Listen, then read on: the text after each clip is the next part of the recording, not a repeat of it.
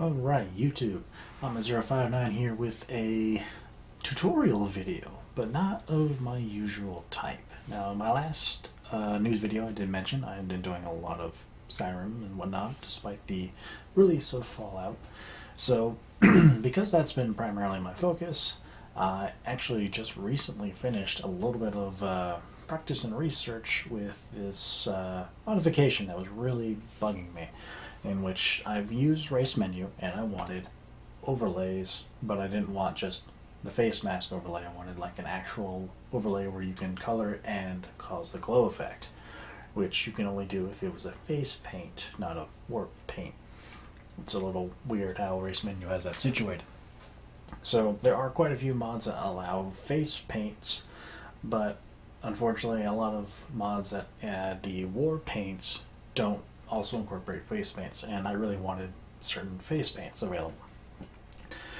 So this is going to be a brief tutorial, well, we'll see how brief it actually will be, trying to show you how I managed to actually get a a war paint texture from its DDS file and make it available to be used as a face paint, including the glow capabilities that Racemenu offers.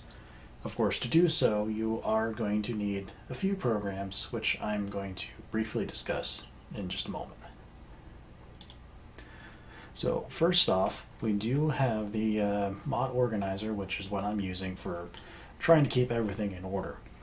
Personally, it's not exactly required. Those do still actually use Nexus Mod Manager, or even literally installing directly into your directory. You can do that. That's no big deal. But personally, Mod Organizer. Next, I'm going to have to suggest Photoshop. Easiest method with what I've got available is Photoshop CS6, but CS5 is available as an alternative for what I am going to go over. I'm just not going to be showing that, so just so you know. Seriously, cable's stuck. Alright. And, what was the last program? No, actually, it really isn't much of a program last. So, what I'm going to do is we are going to grab a actual war paint, and then we're going to locate the DDS file that we want, and we are going to actually get to the plugin that allows Photoshop to edit the DDS file. So I think I want to work in the Nuska Warpaints. Oh, I've already got that open. Should be this one. Yep, Nuska Warpaint. Alright, so if you install it via Mod Organizer, it's going to be under Mod Organizer, Mods, and then whatever the name of the Warpaint mod that you're looking at. If you are working with Nexus Mod Manager, it's going to literally be in your Skyrim data folder and then goes into textures, actors, character assets, and tint masks. Now, not every single one of those mods actually, actually, what am I doing? This one doesn't have Empyrean War Paints. Yeah, this one does. Open and explore. Sorry, I should have realized it when I went.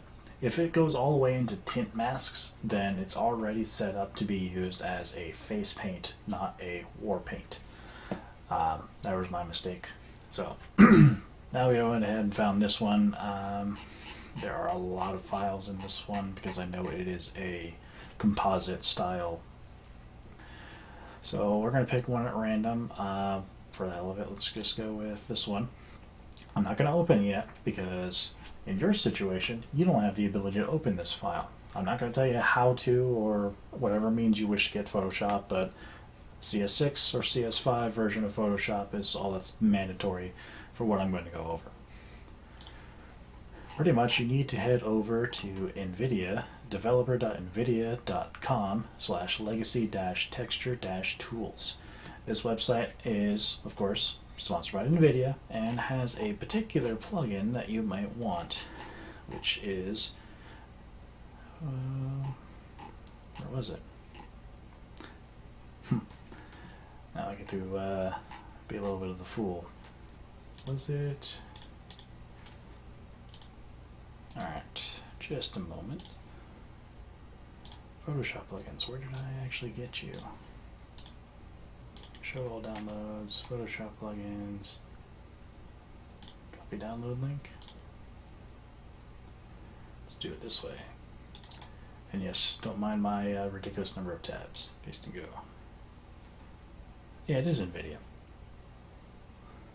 Why didn't it not show up under here? Oh, it's because I had to click that button. Alright, go into DDS Utilities. Inside of DDS Utilities should be the Photoshop plugin. Where are you?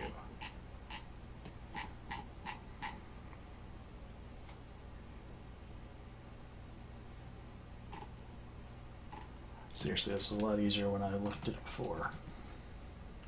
Yeah, texture tools for Adobe Photoshop. Yeah, there it is.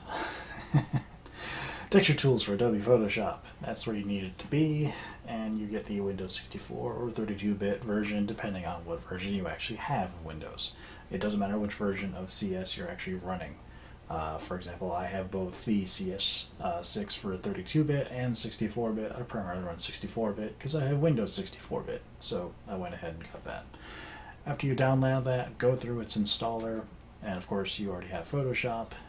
You can then actually assign your DDS files to be recognized by Photoshop, at which point you can just go ahead and open them up.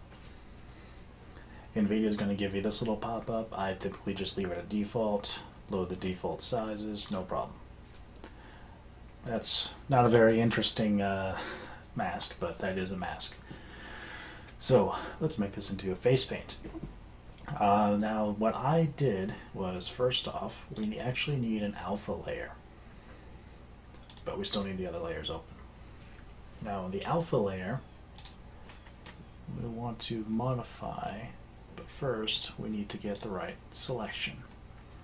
So we're going to grab all of that, go back into the alpha layer, and we want that inverted. Select the inverse. Get a nice big eraser. I'm going to zoom out just to make that faster, and just erase everything inside that box, which apparently did not do. I didn't do that. There we go. Make sure you have your color setting properly. Wow. Alright, so that creates the alpha layer. Now the issue is that if we go ahead and save this DDS file as it is, the transparency of the alpha layer does not carry over. The reasoning why is because the RGB channels are still showing black. We need to get rid of that. And of course the easiest way to do so is going to be to change our selection back to the inverse. We're going to zoom out again even further and just erase all that color.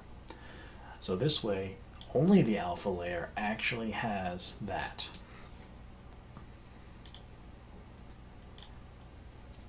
So if we turn off the alpha layer, you can see just that. Turn on the alpha layer, and of course you can mess with those all you wish. Now, this obviously isn't going to work out all that nicely when it comes to the overlay, primarily because of the not solid line. When I did this with the particular face paints I was looking for, I made certain that they were solid colored shapes. This obviously has a bit of a gradient texture to it, and it's not going to be as easy to properly convert because of that. You'd actually have to really get the gradient set up in the alpha layer in order to match what needs to be not visible as much. Hopefully it should work, but we're going to see how well that is. Ultimately though, since we have all that set up, we can actually just go ahead and save the DDS. Now, it's going to have a default of DXT1, or in this case you saw DXT3. I'm actually going to put it to DXT5, which is what I did for mine. Not saying that you can't use something else, but you got to make sure it has the alpha layer in addition to RGBs. because those are the channels that you're using. So DXT1 with that available or DXT3 should work, but I haven't tried them. I only did DXT5 as per suggestion I read online. In addition to that, normal settings, I have alpha field unchanged, and height source is the alpha channel. The only setting I changed out of the default was that alpha field was originally on height, so putting that to unchanged is what I did there. And I also did texture format based on alpha, which was another box that was unchecked. I went ahead and checked that. And I think that was all that I actually messed with in here. After that, went ahead and save. It takes a little second to process it. And now it's saved. Now the reason why I was mentioning the need to actually have a couple of mods, not only the mod in which you're pulling the Warpaint from to make the face paint, but you need a mod in which actually has face paints available, or you're going to have to end up creating one. The easiest one I actually found, let me uncheck that, and Warpaint, is this nice mod right here, Vanilla Warpaints as face paints for Racemenu. Feel free to visit that on the Nexus and let that mod author know you appreciate it, because seriously, only 89 endorsements for pretty much your full selection of the vanilla race war paints available as face paints is rather nice. I actually used this for my own personal modification, which worked out quite well for me.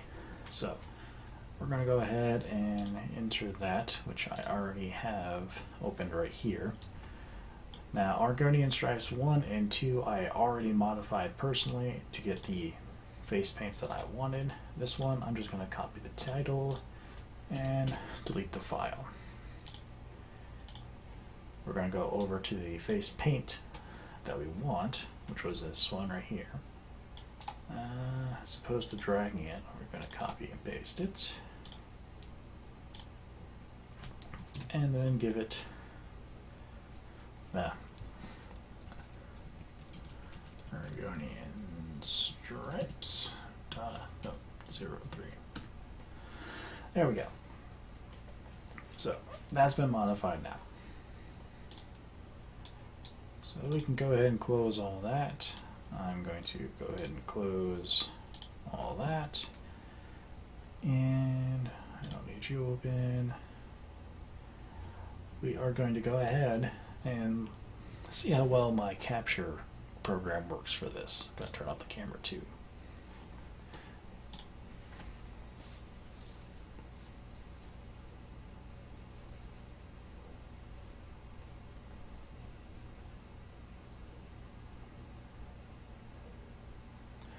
Just going to take a peek and see exactly if the proper transfer of this worked. And don't mind me, I'm going to eat too while the screen's loading. Don't forget to eat your vegetables. Carrots.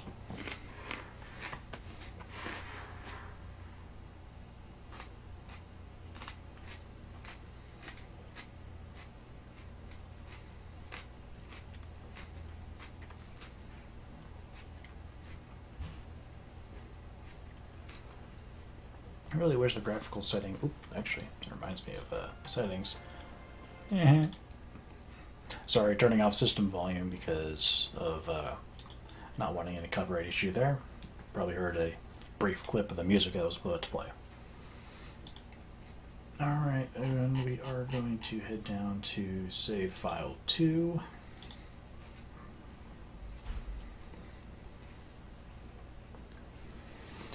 Because I'm going to use this to get into character creation as opposed to pulling up my character.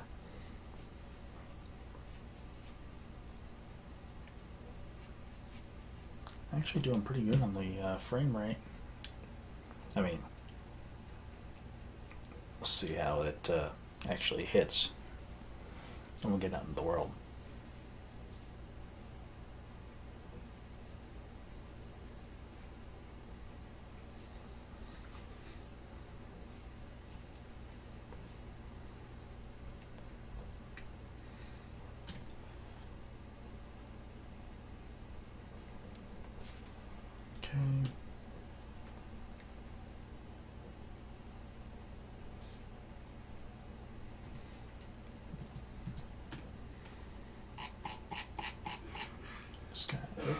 that's not what I wanted.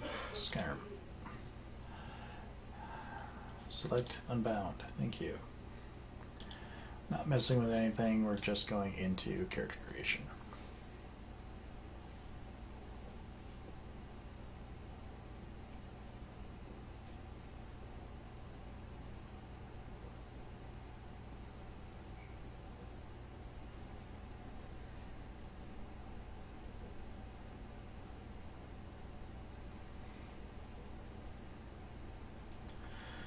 Alright, cool. Completely random, we ended up in steel armor. That's awesome. So, done.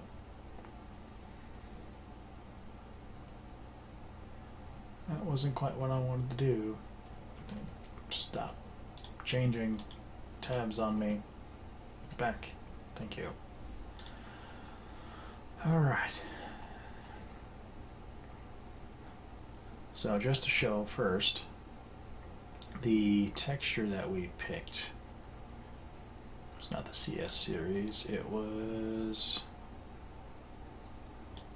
email 7, I think.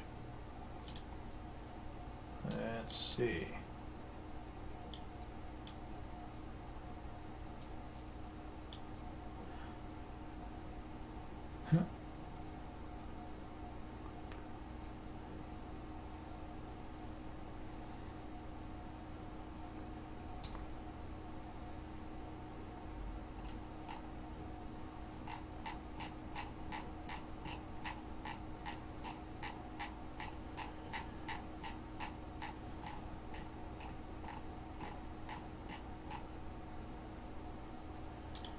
And there it is. Change it to whatever color you like. You can even add a glow to it.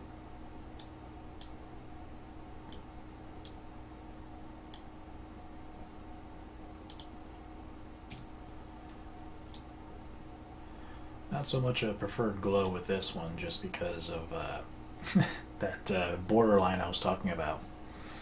But this is pretty much actually a little better than I thought it would have been. I figured the gradient would have been completely skewed, but it's actually not that bad. To show off a little bit, the other two that I grabbed were these. But they'll actually look better on a female face. Zooming too much is causing my depth of field to screw around. So yeah, there you go, a little bit of proof that I actually took a texture for a face paint, a Warpaint,